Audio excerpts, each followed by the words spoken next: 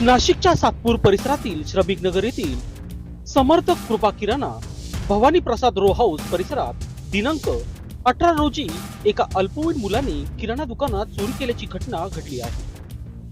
एवढ्या लहान वयात मुलांकडून अशा प्रकारची कृती होत असल्याने परिसरात पालकांच्या लक्षांबाबत गंभीर प्रश्न उपस्थित होतात।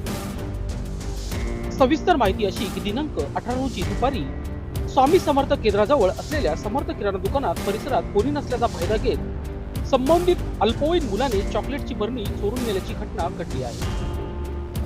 ही संपूर्ण घटना दुकानात लावण्यात आलेल्या सीसीटीव्ही कॅमेऱ्यामध्ये स्पष्टपणे कैद झाली आहे। या घटनेनंतर परिसरात चर्चेला उधाण आले असून लहान वयात अशा किरकोळ चोरीच्या घटना घडत असतील तर भविष्यात याचे परिणाम काय होतील असा प्रश्न नागरिकांकडून उपस्थित केला जात आहे। यामागे पालकांचे दुर्लक्ष कारणीभूत असल्याची चर्चा परिसरात होत आहे।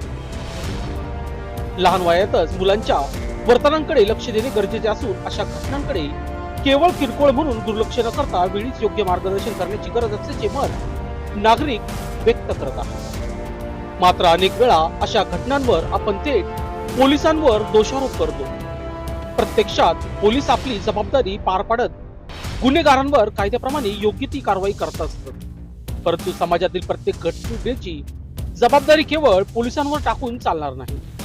विशेषतः अल्पवयीन मुलांच्या बाबतीत पालकांनी तितकेच किंबहुना अधिकच सावध आणि जागरूक राहणे अत्यंत गरजेचे आहे।